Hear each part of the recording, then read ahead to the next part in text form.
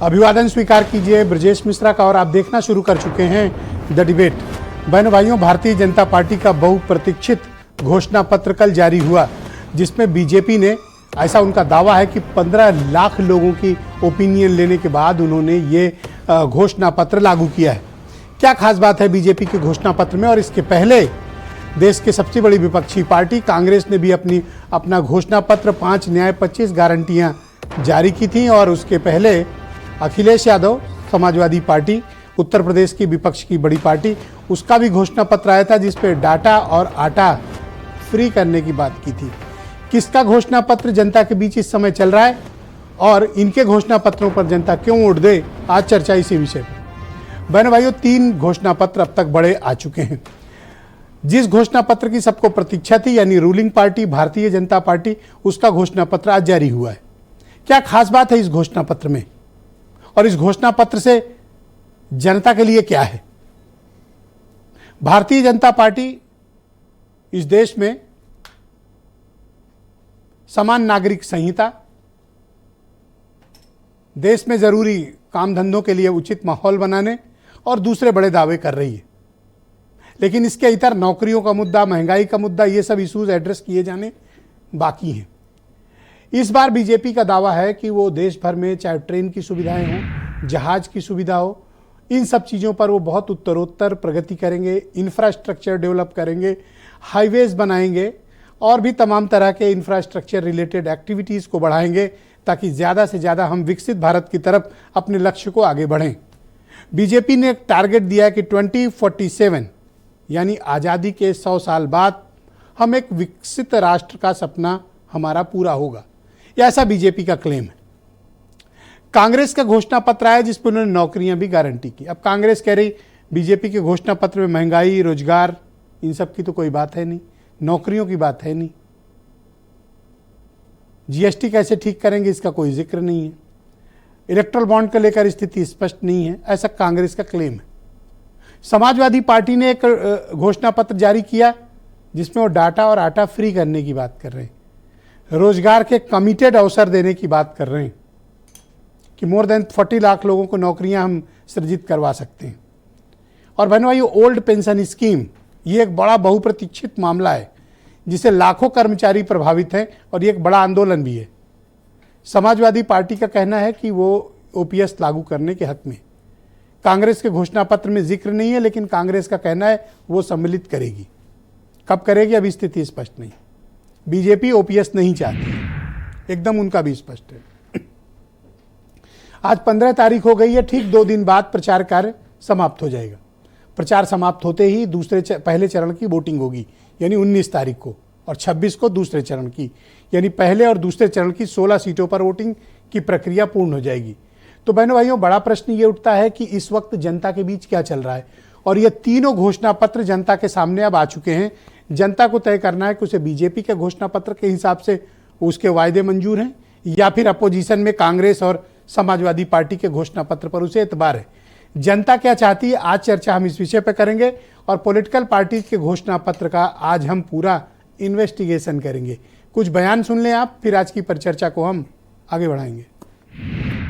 इस संकल्प पत्र को मोदी की गारंटी के रूप में देशवासियों के समक्ष आशीर्वाद के लिए रख रहा हूं। 144 करोड़ देशवासियों के सपनों को हकीकत में बुनने के लिए हम ये संकल्प पत्र लेकर के आए हैं। जो मैनिफेस्टो बना है, ये मैनिफेस्टो कांग्रेस पार्टी ने नहीं बनाया है। ये मैनिफेस्टो हिंदुस्तान की जनता ने बनाया है। हमने सिर्फ इसको लिखा है। ये हमारा विजन डॉक्यूमेंट तैयार हुआ है और इसको हम लोगों ने कहा है कि जनता का मांग पत्र। ये विजन डॉक्यूमेंट इस बात को कहता है कि जाति जनगणना में देर नहीं होनी चाहिए।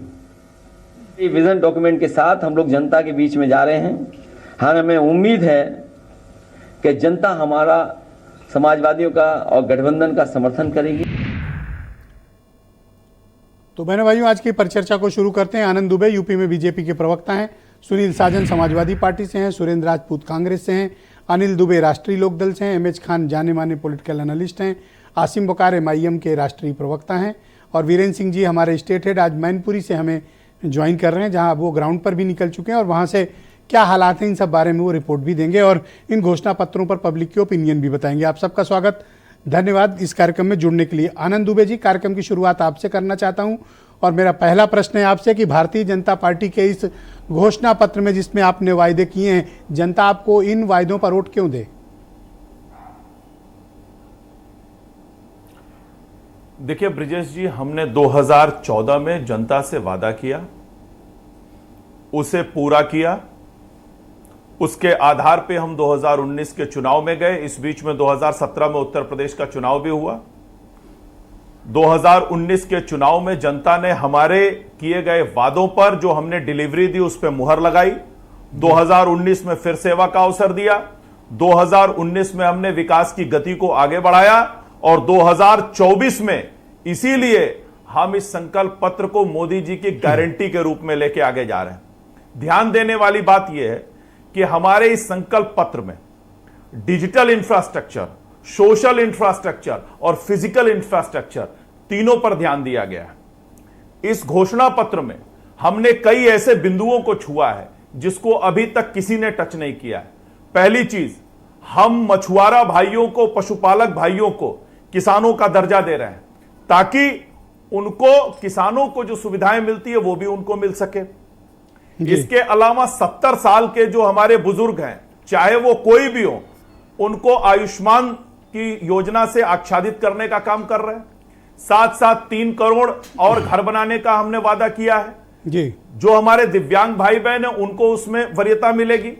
इसी तरह हमने हर पहलू को इस संकल्प पत्र में छुआ है और हर पहलू पर हमने मोदी जी की गारंटी को सामने रखा है और जनता ने मोदी जी की गारंटी पर पहले भी यकीन किया है, आगे भी यकीन करेगी और 2024 में हम प्रचंड बहुमत के साथ फिर से सरकार मेरा अगला बनाएंगे। सवाल है आपसे कि इस पूरा घोषणा पत्र के 76 पेज में नौकरी कितनी आप जनता को दे रहे हैं? 30 लाख, 40 लाख, 20 लाख, 1 करोड़, 2 करोड़, एक भी जगह उल्लेख नहीं है, क्यों? देखिए ब्रजेश जी, रोजगार की जहां तक बात है तो जो विपक्षी दल जिस तरह का झूठा भ्रम फैलाते हैं, इनकी सरकारें जहां रही, चाहे राजस्थान में रही हो, चाहे जब सत्ता में रहे हो, इन्होंने कितनी नौकरी दी ये सामने रख सकते हैं? नहीं रख सकते। हम बता रहे हैं आपको, उत्तर प्रदेश में हमने 6 लाख से ज्यादा लोगों को सरकारी नौकरी दी है। मैं यूपी की बात और अगर आप मैं आपके घोषणा पत्र में कह रहा हूं कि कमिटेड जॉब कहां आपने इसमें मेंशन किया है? मैं नहीं, देखिए, हम इसीलिए कह रहे हैं, हम रोजगार का माहौल सृजित कर रहे हैं, हम लगातार रोजगार देने की प्रक्रिया कर रहे हैं। 2014 में 11 करोड़ ईपीएफओ के खाते थे, आज वो बढ़ के 26 करोड़ हो आप चुके हैं। स्मार्टली मेरे सवाल को तो घुमाएं मत। के खाते अगर मैं बढ़े कह रहा हूं कि तो वो पार्टी जो 2 करोड़ सालाना रोजगार देने की बात करती थी, आज 2024 के घोषणा पत्र में आपके जॉब्स का कोई जिक्र नहीं। आप कह रहे हैं सृजित करेंगे, नो कमिटेड जॉब। ब्रिजेश जी, अगर हमने 2 करोड़ रोजगार की बात कही तभी तो मैं आपको डेटा दे रहा हूं कि कभी ईपीएफओ के खाते 11 करोड़ थे, आज बढ़ के 26 करोड़ हो चुके हैं। 15 करोड़ का उछाल है। तो ये आपने 15 करोड़ नए लोगों को नौकरी दी है और हमने इस तरह से लोगों को आगे बढ़ाया। 15 करोड़ नए लोगों को जॉब दी है आपने? बिल्कुल दिया है ब्रिजेश, 15 करोड़ बिल्कुल। और सीएमआई का डेटा है कि आज बेरोजगारी दर 3.2% है। यह सीएमआई का डेटा है। और हम लगातार, ठीक है, अभी विपक्ष में बैठा है, सब आप हर चीज की आज जांच होगी। दूसरा सवाल, पूरे घोषणा पत्र में कहां लिखा है कि महंगाई कैसे कम करेंगे? कोई फार्मूला है आपके पास? नहीं है। ब्रिजेश जी, अब मैं महंगाई पे आ जाता हूं। निश्चित रूप से कोरोना का जो कालखंड था उसके बाद महंगाई अनियंत्रित हुई, लेकिन उसको हमने नियंत्रित कर लिया। लेकिन एक बात बहुत स्पष्टता के साथ कहता हूं, यहां पैनल में बैठे जितने भी लोग हैं उनके सामने, कि पूरे यूपीए के रिजीम को आप देख लीजिए, महंगाई दर औसतन 8.2% थी। हमारे यहां और पूरे इस रिजीम में 5% से ज्यादा महंगाई दर नहीं रही, अगर एवरेज की आप बात करेंगे। ये किसानों की बात करते हैं। जितना एमएसपी पे just हमने second, खरीद की है, इनको मैं बता देता हूं कि इन्होंने सुन लीजिए 2014-15 में एमएसपी पे जो खरीद थी वो 761 लाख टन थी। आज की डेट सर में मुझे MSP पे बताएं खरीद डीजल किस रेट 1062 बिक रहा है इस लाख टन देश में, इनके समय पेट्रोल पे किस रेट बिक रहा है, आटा दाल चावल किस ये रेट बिक रहा है, ब्रिजे- सरसों का तेल किस ब्रिजेश रेट जी- बिक रहा है, सिलेंडर किस ब्रिजेश रेट जी- पे है सर। आम जनता की बात है सर, बातें करनी चाहिए इस पे। ब्रिजेश जी डीजल के मूल्य को सरकार ने कम किया है। आने वाले समय में जैसे जैसे स्थितियां बनेंगी या कम होगा, लेकिन वो जवाब देना। रुक जाएं, 32 हाँ, रुपया लीटर डीजल छोड़कर गए थे हम, अरे पेट्रोल छोड़ के गए थे, खान और साहब, 74 रुपया Thank you. लीटर करके अरे कांग्रेस की खान साहब, सरकार गई। हाँ। 10 साल में 32 से 74 किया कांग्रेस ने। अरे ये खान साहब हैं जवाब जो हंस लीजिए रहे कांग्रेस थे। पार्टी से कि कांग्रेस 32 तो से अभी 74 बोली ही कैसे पहुंच गया नहीं। पेट्रोल? धन्यवाद। अब मैं कांग्रेस को इनवाइट करता हूं, देश का प्रमुख विपक्षी दल है। पहले इनके घोषणा पत्र पे बात हो जाए, फिर सुनील साजन को भी लेते हैं। सुरेंद्र राजपूत जी आपका स्वागत। कांग्रेस का और घोषणा एक पत्र- छोटा सा घोषणा पत्र मैं आप रुक सकते हैं, अगली बारी में बोल लीजिएगा, मैं सुरेंद्र जी को आमंत्रित करता हूं। और कांग्रेस हाँ आप सर रुक जाएं, अब अपनी अच्छा, बारी की दूसरी बारी की प्रतीक्षा करें। अब थोड़ा विपक्ष को भी सुनना चाहिए। मैं सुरेंद्र जी को आमंत्रित करता हूं। मैंने कांग्रेस का घोषणा पत्र देखा था, 5 न्याय और 25 गारंटी की आप बात करते हैं। बीजेपी के घोषणा पत्र में बहुत बड़ी बातें, जैसे 2047 में विकसित देश बनाएंगे, मतलब डेवलप्ड कंट्री होगा, 3 करोड़ लखपति दीदी बनाएंगे, मुफ्त राशन पानी गैस देंगे, और सर यूनिफॉर्म सिविल कोड लाएंगे। आपके पास क्या है और जनता आप कोड क्यों दे? भारतीय जनता पार्टी जिस तरीके से छल कपट प्रपंच करती है, वो या तो इतिहास की बात करेगी या भविष्य की बात करेगी, कभी भी वर्तमान की बात करती ही नहीं। हमेशा ये लोग अपना डमरू बजाते हैं, पहले 2014 में बजाएंगे 2 करोड़ रोजगार, उसके बाद ईपीएफओ की बात करने लगेंगे। ईपीएफओ क्या है, एक छोटा सा सच बता देता हूँ, ज़्यादा उस पर नहीं जाऊँगा। बी और सी ग्रेड के जितने ठेकेदार हैं हिंदुस्तान भर में, 2014 में उनको ईपीएफओ भरना अनिवार्य हो गया। यानी जो लोग भी बी और सी, मतलब ए ग्रेड के तो पहले भी था, बी और सी क्लास के भी हैं, यानी जो दैनिक मजदूरी भी रखते हैं, उनको ईपीएफओ भरना जरूरी है। इस वजह से ये आंकड़ा उछला है, आपके सामने है। ये इतना बड़ा छल करते हैं जनता के साथ, जिसके लिए क्षमा योग्य नहीं है। ईपीएफओ की जो अभी बात कर रहे थे, अब आप आ जाइए सारी चीजों पर इनकी। पहले मुझे ये बता दीजिए कि आपको वोट कोई क्यों दे, आपके पास क्या है? मैं ऐसा? 3-4 चीजें कहता हूं। नंबर 1, केंद्र के 29 लाख पद एक महीने के अंदर, एक महीने से एक साल के अंदर भरने हैं। कितने? तो 29 लाख पद लिख लें। जी बिल्कुल, ठीक है ना। आप कांग्रेस को वोट दीजिए, आप कमिटेड जॉब देंगे? इंडिया गठबंधन को कमिटेड, ये सरकारी जॉब की बात कर रहा हूं मैं, ओके क्योंकि ये पद खाली हैं। ओके ठीक, नंबर 1।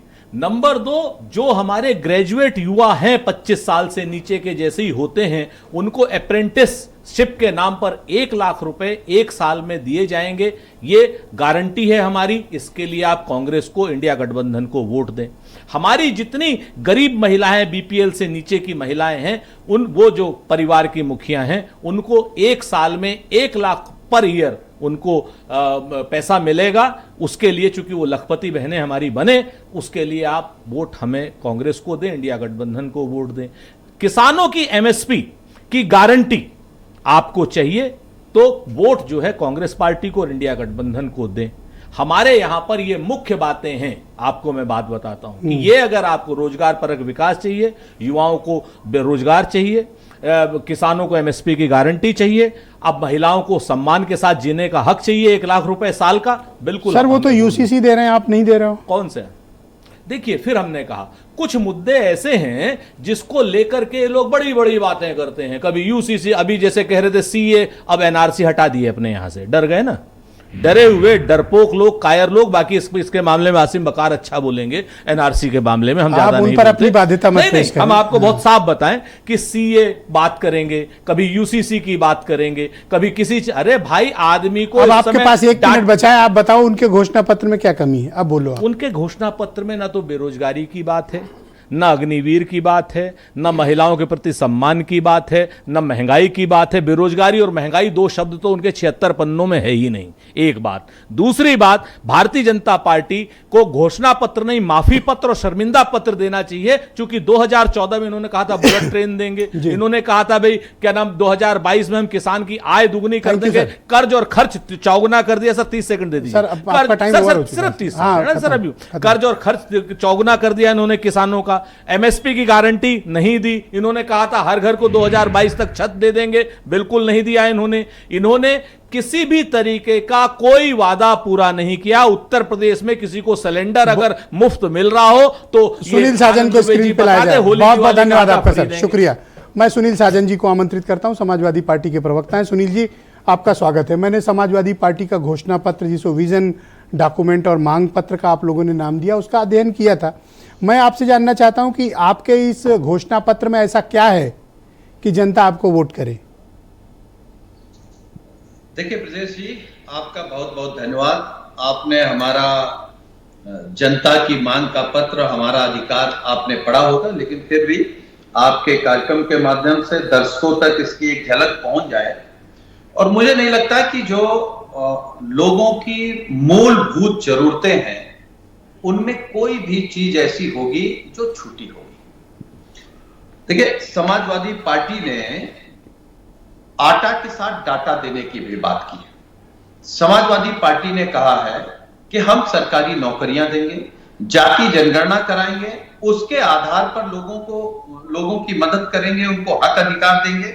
समाजवादी पार्टी ने कहा कि जो गरीब महिलाएं हैं प्रतिवर्ष 3000 रुपए देंगे। बेटियों को लेकर के हमारे नेता ने तय किया है कि केजी से लेकर के पीजी तक मुफ्त शिक्षा देंगे। और हम कह रहे हैं कि बहुत सी बातें हैं और ये पूरा उत्तर प्रदेश जानता है कि समाजवादी पार्टी जो कहती है वो करती है। मैं भी बीजेपी को सुन रहा था। मैं तो आपको धन्यवाद दूंगा कि आपने कम से कम जनता को बताया कि भारतीय जनता पार्टी ने 15 करोड़ रोजगार दिए हैं। वो तो फंस गए बेचारे।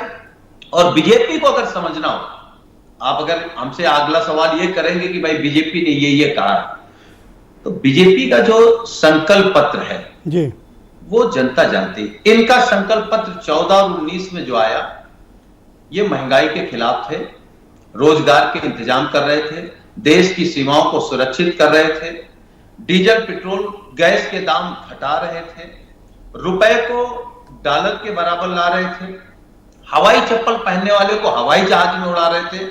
और मैं सब कुछ छोड़ दीजिए ब्रजेश जी, अगर सच में भारतीय जनता पार्टी का विकास देखना हो तो माननीय प्रधानमंत्री जी ने और इनके देश के जितने भी सांसद हैं, उन्होंने जो एक एक गांव गोद लिया था, उस गांव में अपनी टीम को भेज दीजिए, इनका विकास सामने समझ में आ जाएगा। कह रहे हम और बुलेट ट्रेन लेके आएंगे, हम एक्सप्रेस वे बनाएंगे। उत्तर प्रदेश में एक एक्सप्रेस वे माननीय अखिलेश यादव जी ने बनाया। बीजेपी कह रही हमने 2 बनाए हैं, एक पूर्वांचल, एक बुंदेलखंड। लेकिन अभी जब फाइटर प्लेन उतारने का नंबर आया जी, तो माननीय अखिलेश यादव जी का ही एक्सप्रेस वे। अब आप मुझे 2-3 सवालों का जवाब दो। आपने अपना घोषणा पत्र इंडिविजुअली अलग से जारी किया, वो भी कांग्रेस के घोषणा पत्र के पहले। आप जब अलायंस का पार्ट हैं तो आपका अलग घोषणा पत्र होगा, कांग्रेस का अलग घोषणा पत्र होगा। जनता को इस बात का कंफ्यूजन है कि असली वाला घोषणा पत्र किसका है। देखिए ब्रजेश जी, हमारा हो कांग्रेस का हो, हम लोगों की मोटे मोटे मुद्दे वो एक हैं।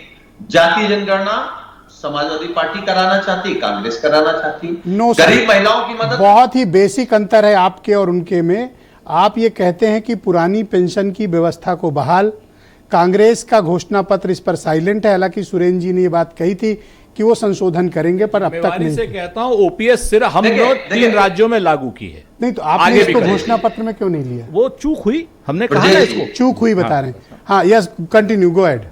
देखिए ब्रजेश जी, मैं तो आपके कार्यक्रम के माध्यम से कह रहा हूं कि जब समाजवादी पार्टी के सहयोग से इंडिया गठबंधन की दिल्ली में सरकार बनेगी, तो कौन सी ऐसी बात समाजवादी पार्टी कहेगी और उसको सरकार नहीं करेगी? मतलब कांग्रेस नहीं करेगी आपको? मतलब आपका इतना दबाव होगा कि आप जो चाहेंगे कांग्रेस से करा लेंगे? नहीं कराएंगे, देश हित में कराएंगे। अरे सर, लखनऊ पूर्वी का टिकट कांग्रेस ने जबरन घोषित कर लिया, आप लोग को बताया भी नहीं। एक टिकट तो सर जहाँ संकट है और आप कह रहे हो घोषणा पत्र लागू करेंगे। देखिए मुझे लगता है मैं आपसे अनुरोध करूंगा कि जनता के बीच में हमको और कांग्रेस को लेकर के कोई दुविधा है, इस पर मत जाए। हम गरीब के मुद्दे पर एक, किसान के मुद्दे पर एक, बेरोजगार के मुद्दे पर एक, महिलाओं के मुद्दे पर एक, महंगाई के मुद्दे पर एक।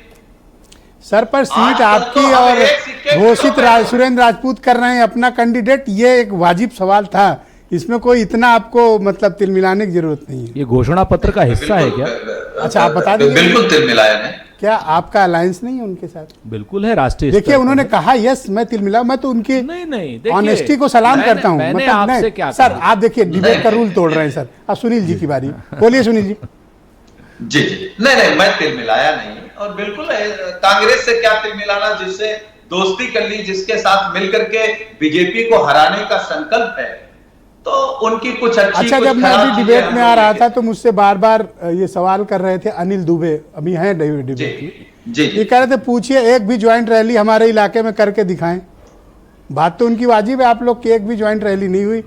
दुबे जी का इस पे तो पलड़ा भारी है इस बात पे। देखिए अनिल दुबे जी का हम बड़ा सम्मान करते हैं और बड़े भाई हैं, वो खुद बाईमानदारी जानते हैं कि पहले और दूसरे चरण में ना उनका खाता खुलने जा रहा है ना बीजेपी का खाता खुलने जा रहा है। रैली करोगे नहीं आप और खाता नहीं खुलेगा उनका। हाँ, सर थोड़ा खुला। तार्किक बात नहीं लगती है। नहीं खुल रहा नहीं खुल रहा है। नहीं खुला। ऑलराइट ठीक है, मैं उनको सीधे बुला लेता हूँ। सर छोटी सी एक मतलब कह दूं खाली 17 तारीख को श्री राहुल गांधी जी और अखिलेश यादव जी की गाजियाबाद में संयुक्त प्रेस भी क्या नाम प्रस्तावित है, और उसके साथ रोड शो भी। सर अभी दूसरे राउंड में कई क्वेश्चन नहीं, हैं नहीं, आपके हमने लिए। खाली हमने कहा पूरा सारा इन्वेस्टिगेशन है सर। सारा समय आप मत कीजिए। हाँ हाँ अनिल दुबे मेरे साथ मौजूद हैं। दुबे जी घड़ी भी ग्रीन और ये भी ग्रीन है, ठीक चल रहा है सब? नहीं बिल्कुल है, बिल्कुल सही चल रहा। काफी मतलब मैचिंग चल रहा है। आप ये बताइए, आपने नहीं एक बात बताओ, ये घोषणा पत्र आप लोग नहीं जारी किए, सपा ने तो जारी किया, आपका भी एक घोषणा पत्र होना चाहिए था। अब क्या बीजेपी में ही हाथी के पांव में सबका पांव? जब एनडीए में शामिल हो गए तो एनडीए का ही तो घोषणा पत्र रहेगा कि अलग अलग लेके आओ। ये एनडीए का तो नहीं, बीजेपी नहीं, बीजेपी लेकर के आई है तो बीजेपी तो लीड कर रही है। सिर्फ मोदी जी की फोटो है। नहीं बीजेपी तो लीड कर रही है। जब उन्होंने जारी किया है और वो लेकर के आए हैं, उन्होंने देखे जो काम ब्रजेश जी 40 वर्षों तक कांग्रेस नहीं कर पाई, 40 वर्षों तक उनको जो है किसान के नेता का, किसान मसीहा का सम्मान करने की सुध नहीं आई, और वो 40 वर्ष बाद जो है भारतीय जनता पार्टी की सरकार ने किया। लखनऊ में एयरपोर्ट है, नाम पता है उसका? नहीं मैं चौधरी साहब तो, नहीं क्या नाम है एयरपोर्ट? नहीं चौधरी चरण सिंह। किसके कार्यकाल में हुआ था? नहीं किसके दबाव में हुआ था? नहीं किसके कार्यकाल में? किसके दबाव में? किस सर कौन प्रधानमंत्री थे? नहीं भारत किसका कार्यकाल था? भारत रत्न क्यों? अब आगो मत दुबे जी। नहीं मैं उसी पे रह रहा हूँ। और कौन था? बिल्कुल फंस गए। कौन था तब? फंस गए। ये आप बताइए कि भारत रत्न क्यों नहीं दिया? भारत रत्न आपने मांग की थी? नहीं हम तो लगातार करते चले आ रहे थे, हम तो लगातार कर रहे थे कि भारत रत्न दे दो, और इन्होंने तो भारत रत्न भी दिया। उन्होंने तो भारत रत्न भी दिया, और वो अपने घोषणा पत्र उन्होंने घोषणा पत्र में अपने जो है किसान सम्मान निधि को बरकरार रखा है। आपका भी आता तो इससे पता चलता। जैसे मेरा एक बेसिक क्वेश्चन है जो आप लोग का बड़ा सेंटिमेंटल इशू है, किसानों को एमएसपी गारंटी करें? नहीं उत्तर प्रदेश में कह तो दिया 400 रुपए गन्ने का मूल्य होगा। आप आने दीजिए सरकार, 400 रुपए गन्ने का मूल्य होगा उत्तर प्रदेश में। मेरे सवाल ले लो। नहीं आपका सवाल जो आप कह रहे हो, गन्ना की बात नहीं कर रहा हूँ सर, गन्ना की बात नहीं कर रहा हूँ सर। गेहूं, धान, बाजरा, हर फसल पे जो है उत्तर प्रदेश में एमएसपी रहेगा। यूपी का चुनाव होता दुबे जी तो मैं कहता, सुन लो तसल्ली से अपन लोग बात करेंगे, कोई एक दूसरे को काटने की बात नहीं है, ना मैं कोई आपको नीचा दिखाना चाहता हूँ। मेरा सिर्फ ये कि भाई कम से कम किसानों के एमएसपी की गारंटी हो, ये कह दो। पूरे देश में एमएसपी का, उत्तर प्रदेश में गन्ना है, उत्तर प्रदेश में गेहूं है, उत्तर प्रदेश में धान है, अन्य राज्यों में दूसरा है। किसने मना कर रखा? गारंटी का गा बोल दो, चलो हम गारंटी अपने आप हम उत्तर प्रदेश में हम गारंटी आपके चैनल पे लेके जा रहे हैं कि गन्ने का मूल्य 400 रुपए होगा, गेहूं का, धान का, बाजरे का, सबका मूल्य मिलेगा, एमएसपी मिलेगी, और एमएसपी मिलनी चाहिए। एमएसपी हर राज्य के किसने मना कर रखा है? तो कह दो कानून गारंटी। किस राज्य के चीफ मिनिस्टर को मना? दो कैमरे जिस राज्य की जो फसल है उस राज्य के मुख्यमंत्री को किसी ने मना कर रखा है? केंद्र सरकार ने करे? नहीं क्या उत्तर प्रदेश में मिल नहीं रहा? मैं उत्तर प्रदेश में बैठा हूं, उत्तर प्रदेश में हम राजनीति अरे कर रहे हैं, हम इतना बोल क्यों रहे हैं। आप बिखर रहे हो? मैं नहीं, सिर्फ बिखर ये कह नहीं रहा हूँ रहे। हम किसानों आपके को सवाल- देखिए, किसानों पूरे को देश की- एमएसपी की पूरे देश के राज्यों की फसल अलग अलग सुन तो है लो। और उन राज्यों को अरे किसने किसका मना कर बोल- रखा है? वो राज्य दे। तो सुन तो लीजिए, क्या केंद्र सरकार किसानों के एमएसपी का कोई गारंटी कानून बनाए? नहीं तो किसान को क्या कोई अविश्वास है क्या? किसान का जो वाजिब मूल्य है वो दिया जाएगा और कानून न कुछ बने। सारी बात कही दी जाए। कानून न कुछ बने। बातें सरकार बनने के बाद भी तय होगी। अब कैमरा की तरफ देखो, इस पे हाँ, बोलो कानून- आप कि किसानों का एमएसपी कानून गारंटी मैं बोलो। कह रहा हूं कि उत्तर प्रदेश में 400 रुपए गन्ने का मूल्य होगा होगा होगा। बहुत शुक्रिया आपका, धन्यवाद। मैं आसिम वकार साहब को आमंत्रित करता हूं इस परिचर्चा में। बीजेपी का घोषणा पत्र आया, एक बड़ी इंपॉर्टेंट बात उसमें कही, 3 करोड़ लखपति दीदी बनाएंगे। बताइए किस पार्टी के पास ऐसी योजनाएं हैं? नहीं देखिए, बहुत बातें हैं कहने के लिए। हाँ हाँ, मैं अकेले ही 1 घंटे डिबेट कर सकता अरे हूं आप में आपसे। काबिलियत है। मैं तो यहाँ सबसे सबको ये जो सबसे घंटा पहली घंटा बात तो मैं एतराज करता हूं सर, ये जो पीछे स्क्रीन लगाया आपने, ये तो प्रचार कर रहे हो, चुनाव का टाइम चल रहा है। तो इस पे क्या तब्दीली कर आज नहीं, बीजेपी घोषणा बात- पत्र नहीं, पे बात समझिएगा, उधर दिखाया तो मोदी जी दिख रहे हैं, हाँ, और जब इधर दिखाया तो कमल का फूल दिख रहा है, उनका चुनाव निशान है। अच्छा ठीक है, चलो चेंज नहीं, करा यहाँ पे सर सबका चुनाव निशान होना चाहिए था, उधर सब नेताओं का फोटो होना चाहिए था। लेकिन कम आज से कम चर्चा यूपी तो के हम इसी नेताओं पे का कर फोटो लगाना चाहिए था आपको। ठीक, आपका एतराज तो दूर गलती कर लिया स्वीकार्य गया। है? हाँ ठीक है, गलती, हाँ ठीक ठीक है ना। ये हम तो अगर हमारे बस चल जाए तो हम तो सफेद पर्दा डाल दें इस पर। ठीक है। हाँ नेक्स्ट, दूसरी बात लखपति सर, दीदी पे जवाब दो। देखिए लखपति दीदी, मोदी जी कह रहे हैं 3 लाख रुपए मिलेंगे। हाँ। मोदी जी ने कहा है, ये बीजेपी प्रवक्ता जी बैठे हुए हैं, ये उनको भी सवाल मैं कर रहा हूं, तो इनके हिसाब से 3 करोड़ लखपति दीदी हाँ, बनाएंगे। मोदी जी के हिसाब से तो 18 लाख रुपए नकद मिलना चाहिए। 3 लाख की बात है, नहीं, 18 लाख, कैसे? और प्लस कम से कम 3,000 रुपए और मिलना चाहिए। 18 लाख 3,000 रुपए हर घर को मिलना, मतलब मिलना चाहिए हर औरत को। कोई कैलकुलेशन है क्या? ऐसे हवा में बोल रहे हो 15 लाख पिछले वाले, हैं? 15 लाख पिछले वाले, अरे ये तो आप सुनिए कैसे- तो सर, और 3 लाख दीदी मुझे लगा वाले। कोई सीरियस कैलकुलेशन। अरे सुनिए तो सर, और राजस्थान में चुनाव जब हुआ तो बीजेपी ने बड़े बड़े होल्डिंग लगाई थी। मैं गया था, मैं फोटो लाया था खींचकर कि गैस का सिलेंडर 400 में मिलेगा, 400 में, और बाद में मुकर गए, दिया ही नहीं। तो 6 महीने चुनाव के हो गए, तो कितने 6 पंजे 30, 3,000 रुपए तो ये हुए ना, ये भी तो देना पड़ेंगे। कौन देगा? वादा मोदी जी ने किया, देगा कौन? समझिएगा। दूसरी बात सर, बहुत बड़ी बात, देखिए प्रवक्ता जी बैठे थे कल, जीडीपी। आप तो कह रहे थे मैं घंटा भर बात कर सकता हूँ, देख देख के बोल रहे हो। नहीं आप नहीं, लिख के लाया हूं लिख सर। के बोलाए हो, बोल रहे हो। मतलब हम सब गरीब आदमी हाँ? हैं, दुनिया हम पर्चा लेके आते हैं, मोदी जी अमीर आदमी हैं, सुनील डेली- साजन भी यही बात कर अरे रहे हैं, देखो नहीं नहीं, लिख के लाए हैं। अरे सुनिए सर, खराब हो जाएगा सब। अच्छा, वो जो बीजेपी प्रवक्ता जी हैं कह रहे थे कि जीडीपी, वो देखिए गरीब आदमी जो होता है, मजदूर होता है, टेम्पो ड्राइवर होता है, बेचारा जो लेबर होता है, उसको नहीं पता होती जीडीपी। उससे अगर ये कहेंगे कि साहब मनमोहन सरकार में 12% थी, हमारे यहाँ 5% है, तो वो जानते क्या कहेगा? वो कहेगा मनमोहन सरकार में 16 रुपए किलो आटा था, तुम्हारे यहाँ 36 रुपए है। समझिएगा, मनमोहन सरकार में 2014 से पहले 75 रुपए कड़वा तेल था, इनकी सरकार में 200 रुपए लीटर है। मनमोहन जी की सरकार में 55,000 रुपए की एक्टिवा स्कूटर थी, इनकी सरकार में 1,15,000 रुपए की है। बात को समझिए सर, महंगाई कहां से कम हो गई सर? कम करेंगे, वादा कर अरे रहे हैं। बढ़ा रहे हैं, कम कर रहे हैं। ये अभी प्रवक्ता जी कह लगे कि हमने गरीबी खत्म कर दी। नहीं नहीं, ये तो नहीं अरे कहा। सुनिए तो सर, उन्मूलन अरे करेंगे। सुनिए तो सर, 2014 से पहले जो सरकार थी मनमोहन जी की, जिनको ये लोग खराब खराब कहते थे कि मुकदमा कर देंगे, और वो देहाती औरत बोलते थे, उनकी सरकार में देश में गरीब थे 20 करोड़ लोग, और मोदी जी की सरकार में इन्होंने फकीर बना दिए 85 करोड़ लोग। खुद ही कहते हैं, मैं थोड़ी ना कह रहा हूं। ये कह रहे हैं कि हम लोग 85 करोड़ को इस स्थिति में ले आए हैं कि उसको फ्री में राशन दे रहे हैं। अगर खाना ना दे 500 रुपए का तो मर जाए वो। आप तो इतना मुरीद दिख रहे हैं मुझे कांग्रेस के। नहीं, मैं मुरीद नहीं हूं सर। सर सर लिख के लाए अरे भाई, सुनिए बोलिए। सर, अरे सुनिए सर, मोदी जी कह रहे हैं, अग्निवीर पर एक बात बोल दूं, मोदी जी कह रहे हैं कि 22 साल 24 साल का लड़का जो है रिटायर करके घर भेज दिया जाएगा। कह रहे नहीं कह रहे हैं? 18 साल 20 साल 22 साल का लड़का 24 साल रिटायर कर देंगे उसको, आगे दौर धंधा पानी करेगा कुछ। और खुद 74 साल की उम्र में कह रहे हैं हमको प्रधानमंत्री बना दो। आप रिटायर क्यों नहीं होंगे? 22 साल का नौजवान रिटायर होगा। तो कहाँ है आपका घोषणा पत्र? अरे सर, आप जो बोल रहे हैं पूछ तो रहा हूं सर। मैं बीजेपी से पूछ रहा हूं कि 22 साल के लड़के को आप रिटायर कर देंगे, 24 साल के लड़के को रिटायर कर देंगे, और खुद आप 74 साल की उम्र में राजनाथ थैंक यू 73। अरे क्यों थैंक यू सर, अभी रुकिए भाई, अभी क्या बहुत बाकी है। जबरदस्ती मतलब चिल्ला के अरे समय सर, लोगे क्या? सुनिए सर, कह रहे कंक्लूड हैं- करो, और भी लोग अरे हैं। सर कह रहे हैं हो गया, 15 आप बोलिए। अरे सर कह रहे हैं 15 लाख लोगों से फीडबैक लेकर घोषणा पत्र बनाया। अच्छा देश आपका की समय आबादी कितनी है? 1 अरब 41 करोड़ 72 लाख। 1 अरब 41 करोड़ 57 लाख लोगों से आपने पूछा ही नहीं। और आपने तो वो भी नहीं किया। अरे सुनिए तो सर, अरे बात तो सुनिए, आप क्यों लड़ रहे हैं बीजेपी की तरफ? पूछ रहा हूं भाई, सर स्कूलों में सवाल चाहते कोई स्कूलों पूछते ही में मैं उत्तर प्रदेश, देखिए मैं जो बोलता हूँ सच बोलता हूँ, मेरी बात दुनिया में किसी की हिम्मत नहीं काट दे, ये कोई नहीं काट सकता। ये तो छोड़ दिया, जैन जी नहीं काट सकते। कैसे? मोदी जी अगर मेरी बात काट देंगे, योगी जी काट देंगे, तो राजनीति छोड़ दूंगा।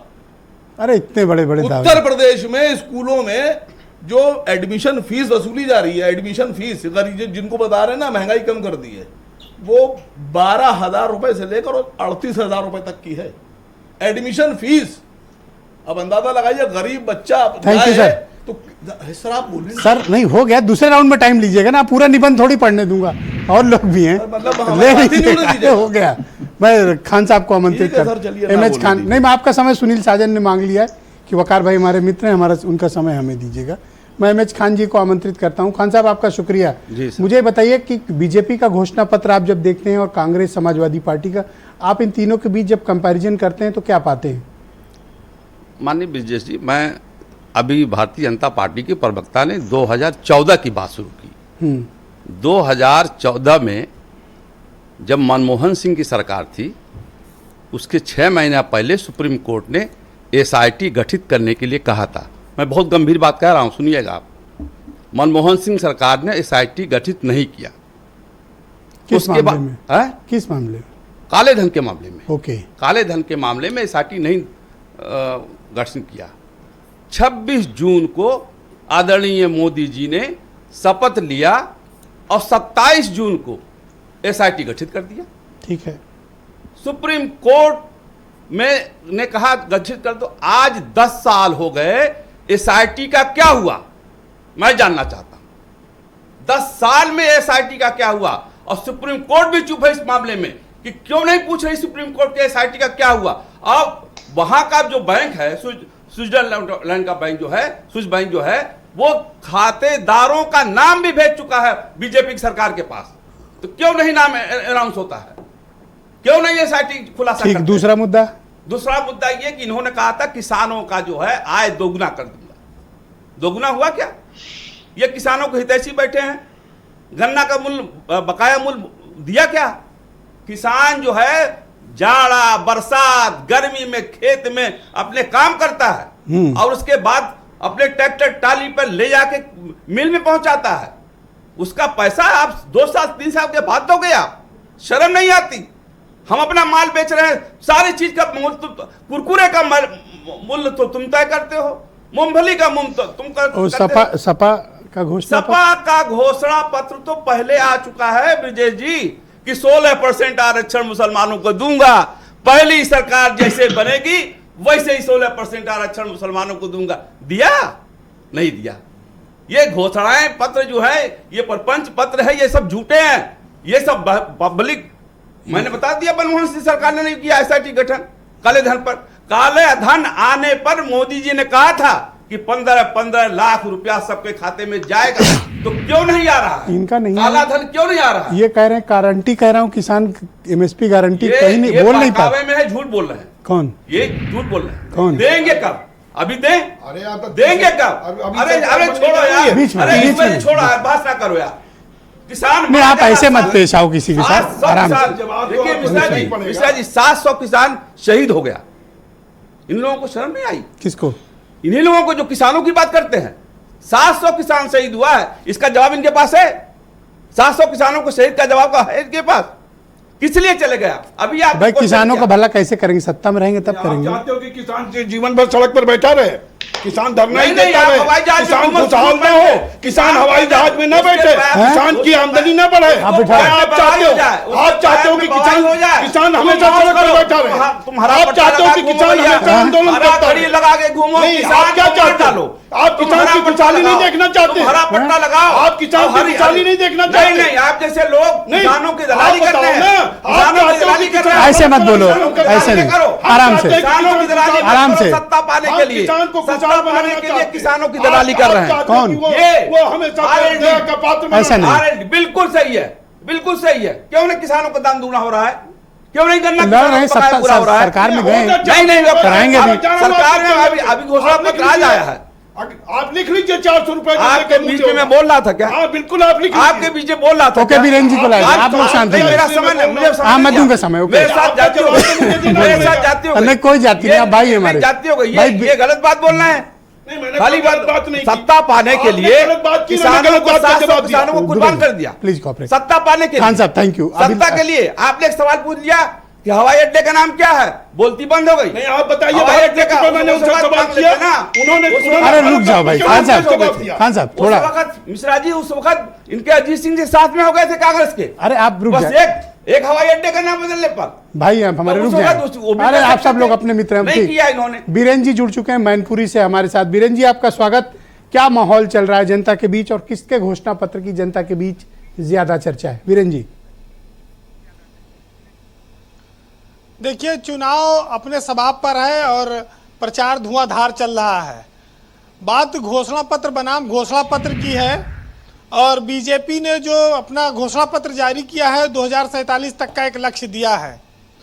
हालांकि 2047 में हम सब लोग काफ़ी बूढ़े हो चुके होंगे और उस समय सीनियर सिटीजन के रूप में इन सब लाभों को देख सकते हैं, लेकिन आज इस देश में जो चुनाव को लेकर सबसे बड़ी बात आती है कि हर पार्टी ने एक नारा दिया कि गरीबी हटाओ।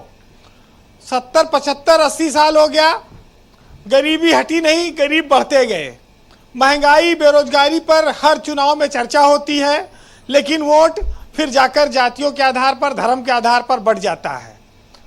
ये कांग्रेस और भाजपा दोनों के जो घोषणा पत्र हैं, जो विभिन्न राजनीतिक दलों के, ये घोषणा पत्र घोषणाएं ज़्यादा रहती हैं, उनका क्रियान्वयन कितना होता है ये चुनाव बाद कोई पूछने की हिम्मत भी नहीं कर सकता।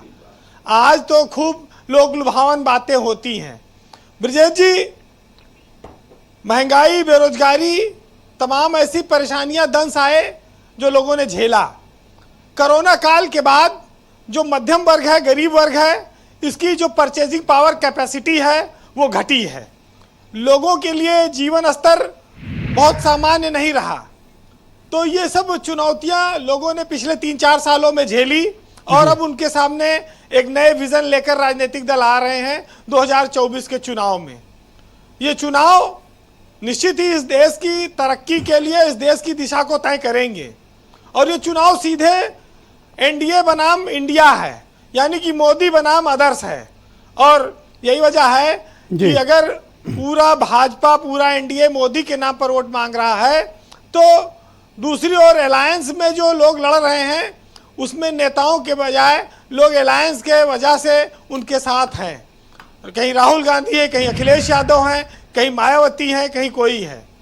तो ये चुनाव इस बात का तस्दीक है कि जी वीरेन जी, हमको घोषणा पत्रों में स्कूलों की मनमानी पर, निजी अस्पतालों की लूट पर, इस देश के गरीब गुरबा के जीवन यापन पर ज्यादा ध्यान देना होगा। और इस पर सरकारें कोई बोलती नहीं, ना कोई पार्टियां इस पर कोई कानून लाती हैं। बस भाई हम ये बेरोजगारी मिटा देंगे, गरीबी मिटा देंगे और ये कर देंगे, ये सब चलता रहता है, लेकिन वोट ये जाकर उसी पे लेते हैं, कभी धर्म पर, कभी जाति पर। जी वीरेन जी, इस देश में जिसने जो बोया वो काटा। ऐसा कोई नहीं है कि हरदम किसी की हमेशा एक जैसी स्थिति रही। तो जनता होशियार है और वो अपने हिसाब से निर्णय करती है, लेकिन हर चुनाव एक बड़ी परीक्षा है और इस परीक्षा में हर राजनीतिक दल अपनी ताकत झोंकता है। भाजपा जरूर इस देश की एक बड़ी पार्टी है, ज़्यादा संसाधन है, उनके पास ज़्यादा फोर्स है, वो उनके पास लोग ज़्यादा हैं, उनकी बातें ज़्यादा लोगों तक पहुंचती हैं, टेक्नोलॉजी से है। लेकिन 50% के वोट ऊपर पाना उसका भी अभी एक सपना है। 50% के ऊपर अगर कोई पार्टी जिस दिन वोट पाने लगे, आप ये मान लीजिए कि जनता का दिल उसने जीता है। तो अभी तो बहुत सारे रास्ते तय करने हैं और लड़ाई बहुत कठिन है। वो चुनाव में माहौल, वो जोश आप नहीं देख रहे होंगे जो हल्ला मचता था।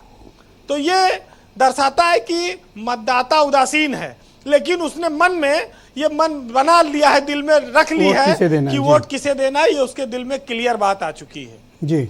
आज मैं सेंट्रल यूपी में हूं और चुनाव का जो पहला फेज है वो पश्चिमी उत्तर प्रदेश में है। ये दोनों जगहें बीजेपी के लिए पहले किसानों ने जब आंदोलन किया था तो एक बहुत बड़ी चुनौती बनी। हालांकि अब वो आंदोलन समाप्त हो गया है, लेकिन अब तमाम सारे छत्रियों ने आंदोलन शुरू कर दिया, तमाम जातिवार विरोध प्रदर्शन भी हो रहे हैं। हम आप जब से पैदा हुए एक चीज़ ये सुनते हैं कि किसान की आय दुगना कर देंगे, दुगना कर देंगे। ब्रजेश जी, किसान के अगर खेत बिका तब भाई ओकरे पास आय दुगना तिगुना हुई, और फसल बेच के कोई आय आज तक दुगना तिगुना नहीं हो पाई। खेत अगर बिक जाते है तो मुआवजा इतना रुपया आ जाता है कि हाँ हम कह सकते हैं कि आय बढ़ गई। तो ये चीज है। कौन? इसके अलावा किसान के पास और कोनो आय दुगना करने कोई साधन और जुगाड़ नहीं है। जी जी जी। बहरहाल घोषणा पत्र आते रहेंगे, लेकिन आज कांग्रेस ने एक प्रत्याशी घोषित किया है। वो इंडिया का संयुक्त प्रत्याशी है लखनऊ मध्य से, या कांग्रेस का अपना प्रत्याशी है, अभी इस पर भी राय आनी बाकी है। बहरहाल सुनिएगा कि जहां हर दिन सिसकना है, जहां हर एक दिन गाना है, हमारी जिंदगी भी फकीरी का एक घराना है, और बहुत मजबूर होके गीत रोटी के लिखे हमने, तुम्हारी याद का क्या है, इसे तो रोज आना है, और जो किए ही नहीं कभी मैंने वो वादे निभा रहा हूं मैं, और मुझसे फिर बात कर रही है वो, और फिर मैं उसकी बातों में आ रहा हूं मैं। बहुत शुक्रिया वीरेंद्र जी, आपका बहुत बहुत धन्यवाद ग्राउंड जीरो से अपने इनपुट और फीडबैक, पॉलिटिकल ऑब्जर्वेशन हम तक पहुंचाने के लिए। बहनों भाइयों, डिबेट का दूसरा चरण प्रारंभ करते हैं। मेरे साथ आनंद दुबे मौजूद हैं, यूपी में बीजेपी के प्रवक्ता हैं। दुबे जी, आपके पास 150 सेकंड हैं। विपक्ष ने आपसे दर्जन भर सवाल पूछे हैं, अब आप जवाब दीजिए। SIT भी है, हाँ नोट किया, उन्होंने लिख रहे थे, मैंने देखा। बोलिए अब आप। मुझे सबसे बड़ी बात मैं कांग्रेस पार्टी के लिए कह रहा हूं। ये कांग्रेस पार्टी कह रही है कि हम गरीबी हटा देंगे, खटाखट अकाउंट में भेज देंगे। ये वो नारा है जो नेहरू जी से शुरू हुआ और राहुल जी तक आ गया, लेकिन गरीबी ये कभी मिटा नहीं पाए 50 साल तक सत्ता में रहने के बाद भी जी। लेकिन अगर गरीबी मिटाने का कोई काम हुआ तो 2014 के बाद, जब गरीबों को पक्का मकान दिया गया 4 करोड़, जब 12 करोड़ शौचालय दिया गया, पहली बार अगर बैंकों में गरीबों के खाते खुले 50 करोड़ तो मोदी जी की सरकार में खुले। अगर 50 करोड़ आयुष्मान कार्ड बने, मैं दूंगा समय। आप प्लीज खान साहब प्लीज कोऑपरेट। अरे काला धन वालों पे कार्रवाई हो रही है तभी तो चिल्ला रहे हैं। खराब नहीं करते हैं। काला धन वालों पे कार्रवाई हो रही है तभी तो चिल्ला रहे हैं, तभी तो चीख रहे हैं, अपनी बारी तभी तो जमानत ले लेके घूम रहे हैं, तभी तो गठबंधन बना रहे हैं। आज देश में अगर 7 नए IIT बने हैं, 7 नए IIM बने हैं, 15 नए एम्स बने हैं, 40 सेकंड और बचे हैं आपके पास, 390 विश्वविद्यालय बने, 300 से ज्यादा मेडिकल कॉलेज बने हैं, तो ये नरेंद्र मोदी जी की सरकार ने किया है। और अब तक तो ये लोग जुमला पढ़ाते थे, झूठ बोलते थे, और जो लोग किसानों की बात कर रहे हैं, अभी खान साहब का भी बसपा से नाता रहा है, किसानों की बात कर रहे हैं। अरे इन्हीं के समय में औने पौने दाम पे चीनी मिलें बेच दी गई उत्तर प्रदेश में। अगर उन चीनी मिलों को शुरू करने का काम किया, किसानों को नियमित रूप से करने का पेमेंट शुरू हुआ तो हमारी सरकार ने किया है। अगर MSP पर आज खरीद होती है तो 72 घंटे के अंदर अगर पेमेंट होती है तो हमारी सरकार ने शुरू किया। लेकिन ये लोग वो अच्छा, आसिम वकार ने तमाम सवाल किए थे, मैं आपको आउट ऑफ टर्न समय देता हूं। आसिम वकार के सवाल का जवाब दीजिए आप।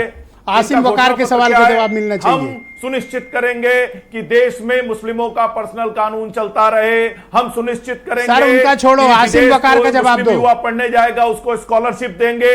इस तरह के तो तुष्टिकरण आप मुझे और सुन पा रहे हैं? ध्रुवीकरण वाले इनके घोषणा पत्र हैं। आप मुझे सुन पा ब्रिजेश रहे जी, हैं? फोन कट गया, मुझे आवाज नहीं आ रही है। Okay, all right. मैं सुरेंद्र राजपूत जी को अगला 150 सेकंड देता हूं। अब आप अच्छा, बताएं, ये उन्होंने आपके- कैसे सुन लिया फोन कट गया आवाज नहीं आ रही? हैं? ये कैसे सुन लिया उन्होंने? अंदाजे से वो टीवी पत्रकार नहीं समझ गए होंगे फोन कटा होगा। अच्छा, हाँ, बोलिए, गो अहेड। आप बड़ा नुक्ताचीनी निकालते हैं और खुद लिख के लाते हैं खान साहब। बोलिए। भाजपा के प्रवक्ता से कुछ भी बात कर, उनको कनेक्ट किया जाए भाई फौरन। भाजपा के प्रवक्ता से कुछ, उनका बीपी हाई हो जाता है आजकल। 2014 की बात है, 2014 के बाद की बात है। लोग कहते हैं कि भाई ऐसा, हमने तो अधिकार दिए, भोजन का अधिकार यानी राइट टू फूड, हमने शिक्षा का अधिकार दिया, राइट टू एजुकेशन, हमने सुरक्षा नाम इसका अधिकार दिया, राइट टू इंफॉर्मेशन, मनरेगा, एक पाकिस्तान के दो पाकिस्तान की बैंकों का नेशनलाइजेशन किया जिन बैंकों को ये बेच रहे हैं, दुग्ध क्रांति की, हरित क्रांति करी। और भारतीय जनता पार्टी ने 2000 उसके बाद क्या हुआ, पिछले 5 साल में ये अमेरिका जाके कहते हैं कि हर हफ्ते एक IIM खुलता है, एक IIT खुलता है, और यहां पर आकर के कहते हैं संसद में कि पिछले 5 सालों में ना तो एक IIT खुला, ना एक IIM खुला, ना एक एम्स खुला। अभी मदुरई के एम्स की बात कर रहे थे। मैं तो कहता हूं भगवान न करे कि कोई भाजपा का नेता बीमार पड़े, लेकिन जो बीमार पड़े भारतीय जनता पार्टी का नेता, वो दरभंगा के एम्स में इलाज करावे, तमिलनाडु के एम्स में इलाज करावे, और जाके करावे हिमाचल के एम्स में। भाई का क्या है? ठीक है ना? नहीं, इनको क्या कहना, इनकी तो मजबूरी है जो भी। गारंटी कह इनकी दो, इनको देखिए, सच बात ये है, इनकी गारंटी इन्होंने कहा कि हमारे तो भाई गठबंधन है। तो जब जयंत जी के ऊपर लठबंधन चल रहा था यहाँ हाथरस में, लट, हाँ वो बाई मिस्टेक था या क्या था मुझे नहीं पता, जिसमें मैम जयंत चौधरी जी को पत्नी है, वो भी किस तरीके से उनका दर्द छलका था, आज की डेट में है साथ में, कोई बात नहीं। हम नहीं इस पे ज्यादा वो करते हैं, अपनी अपनी सबकी मजबूरियां होती हैं। कहते हैं ना, कुछ तो मजबूरियां रही होंगी, यूं ही कोई बेवफा नहीं होता। उन्हीं किसानों से बेवफाई आदमी कर रहा है जिसकी MSP की गारंटी मांग रहे थे, जिसको कह रहे थे 700 किसानों के हत्यारों से मैं कैसे जो है समझौता कर लूं। सुनील साजन जी को स्क्रीन पे लाया जाए करके बैठ गए। सुनील जी, आपके पास, आपको भी मैं 150 सेकंड देता हूं। आप मुझे बताएं कि बीजेपी के घोषणा पत्र में ऐसी कौन सी कमी है और आपके पास क्या है ऐसा? देखिए ब्रजेश जी, भारतीय जनता पार्टी के घोषणा पत्र में जाएंगे, उनकी लिखा पढ़ी में जाएंगे, तो उनसे ज्यादा बड़ा तो राष्ट्रवादी कोई नहीं, उनसे ज्यादा देशभक्त कोई नहीं, उनसे ज्यादा ईमानदार कोई नहीं, उनसे ज्यादा सच्चा कोई नहीं। लेकिन जब आप हकीकत में आएंगे तो उनसे ज्यादा बेईमान कोई नहीं, उनसे ज्यादा झूठा कोई नहीं, उनसे ज्यादा भ्रष्टाचारी कोई नहीं। ये किस तरीके के राष्ट्रवादी लोग हैं कि बलात्कारियों को जेल से छुड़वाते हैं, इलेक्टोरल बॉन्ड में आप घपला कर जाते हैं, कोरोना में महामारी जैसी में बेईमानी कर लेते हैं आप। आनंद जी वेट करिएगा, अंत में फिर आपको कनेक्ट करेंगे। हाँ, और देखिए आप रहिएगा हमारे साथ जी। हाँ, सुनील जी कंटिन्यू। और बीजेपी के प्रवक्ता से भी मैं कहूंगा, वो अच्छे व्यक्ति हैं, बहुत तेज झूठ बोलने से झूठ सच नहीं हो जाएगा जी। क्या किसान की आय दोगुनी हुई? रोजगार पे आप क्यों नहीं बोल रहे हैं? महंगाई पे क्यों नहीं बोल रहे हैं? भाई दुबे जी ने कहा कि 400 रुपया गन्ने का रेट वो दिलाएंगे, उनकी बात हो गई है। देखिए उनका तो अनिल जी का के बाद क्या हश्र होगा वो आप भी देख लीजिएगा। मतलब कहना क्या चाहते हो, क्या हश्र होगा उनका? नहीं, क्या हश्र होगा, ऐसे कैसे कह रहे हो सर? नहीं, हश्र का मतलब उनके साथ तो एक तो धोखा हुआ। समाजवादी पार्टी के नेता माननीय अखिलेश यादव जी, हम लोग 7 सीटों पे लड़ा रहे थे, लोग 2 पे मान गए। इतने बड़े नेता को आप कहते हो कि हमारे साथ थे तो रुपया था, मतलब इस तरह कैसे? मतलब पुराने दोस्तों के हमारे साथ थे तो सच्चाई थी, हमारे साथ थे तो ईमानदारी थी, हमारे साथ थे तो लड़ाकू थे, समझौतावादी तो नहीं थे। और हमारे साथ थे तो किसान की, पिछड़े की, दलित की, मुसलमान की। 120 सेकंड आपके पास, बताइए। मैंने 3 बार कहा आनंद दुबे जी से आपका जवाब देने को, बोलिए। नहीं सर, वो देंगे नहीं, उनका फोन तो छोड़िए। अगर इस वक्त प्रधानमंत्री जी को आप बता देते तो उनका फोन कट जाता। आप बोले सर अपनी बात। देखिए मोदी जी का क्या नारा है, कितनी सीट जीतेंगे? 400 कहां से लाएंगे? मैं पूछ रहा हूं। हैदराबाद से 14 में 282 और 19 में 303। अब मैं सुना रहा हूं आपको, महाराष्ट्र में 48 सीटों में से 41 जीते थे, शिवसेना इनके साथ थी जी। ठीक, मध्य प्रदेश में 29 में 28 जीते थे, छत्तीसगढ़ में 11 में 9 जीते थे, उड़ीसा में 21 में 8 जीते थे, बिहार में 40 में 39 जीते थे। समझिए, 40 में 39 बिहार में, बंगाल में 40 में 18, राजस्थान में 25 में 25 जीते थे। नहीं सर, थोड़ा सा टाइम दीजिएगा सर, मुझे। कहाँ दे पाएंगे सर? दिल्ली में 7 जीते थे, हरियाणा में 10 जीते थे, हिमाचल में 4 जीते थे, कर्नाटक में 28 में 26 जीते थे, और आपके उत्तर प्रदेश में 80 में से 64 जीते थे। आज दूसरा राउंड है, आप लिखा हुआ पढ़ रहे हो। आप ऐसे थे नहीं पहले। हाँ, सुनिए, आसाम में 14 में 9 जीते थे। ऐसे थे नहीं आप। बात तो सुनिए, इतना करने के बाद अब साउथ में 129 सीटें हैं, इनके पास 30 हैं, अब बढ़ने वाली नहीं, अब घटेंगी। ओके, दुबे जी सुनिए तो सर, मैं पूछ रहा हो गया टाइम। अरे मोदी जी बताए तो 400 लाइन कहाँ से, पाकिस्तान से ले आएंगे क्या? दुबे जी कहाँ से ले आएंगे? दुबे जी आपके पास 120 सेकंड है, बोलिए। हमारे पास 120 सेकंड है। धन्यवाद आपको। हमारे मित्र कह रहे थे कौन वाले कि समाजवादी आपका कंफ्यूजन हो जाता है। नहीं, हमारे मित्र तो समाजवादी वाले भी हैं, कांग्रेस वाले भी हैं, सभी में। अभी समाजवादी वाले मित्र कह रहे थे कि वो उन्होंने हमें 7 सीटें दी थी।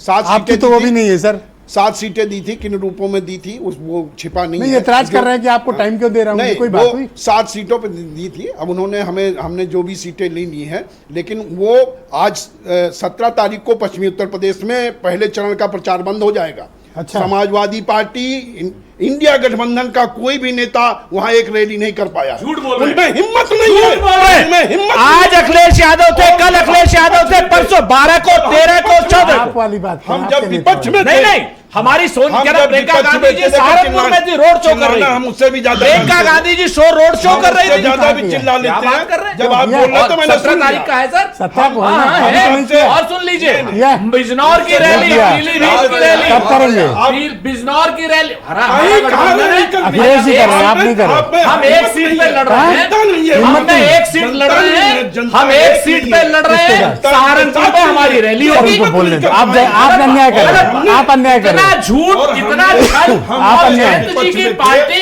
भाजपा जाते ही संगत सर, की रुक जाओ, रंगत हो सर, रुक जाओ। गई एकदम। मतलब आप सुन तो खरबूजे लो। को देख करके खरबूजे सर, ये नजर तो पड़े। आपको करंट छुआ दिया, आप उछल गए सर। नहीं। बोलिए सर। जब हम विपक्ष में सर, सुन, तो हमने आज राजपूत मुजफ्फरनगर में सुन राजपूत जी सुन लीजिए, जब हम अरे सर, आप विपक्ष में झूठ थे, मत बोलिए। नहीं, बोल सकते। एक सीट हम लड़ रहे हैं वहां। सर, और ये बता प्रियंका रहा गांधी है की रैली है। कि चोट सही जगह की है, चोट सही जगह की अरे है। क्या बात कर रहे हैं? चोट सही क्या जगह की है। अखिलेश यादव की रैली पीलीभीत में नहीं हुई, अखिलेश यादव की रैली बिजनौर में ये नहीं चिल्ला के दबाए मेरठ आपको। में नहीं और हुई, सब जनता कहाँ नहीं हुई, और ओके, मुजफ्फरनगर खान साहब, में नहीं आप हुई। धन्यवाद, थैंक यू। क्या बात कर रहे हैं? Thank you. आपको बिल्कुल याद रहेगा वहाँ की भैया हार, सुरेंद्र वहाँ जी, की पराजय। आपको इन्होंने दबा लिया, इसलिए आप चिल्ला के इनकी अरे आवाज बंद सर, करें। या बाप, खोलिए खान साहब। फिर वही बात खान साहब, करने जा 60 रहा हूं। सेकंड। हाँ। सारी पार्टियों का घोषणा पत्र एक तरफ, काले धन पर एसआईटी का जांच एक तरफ।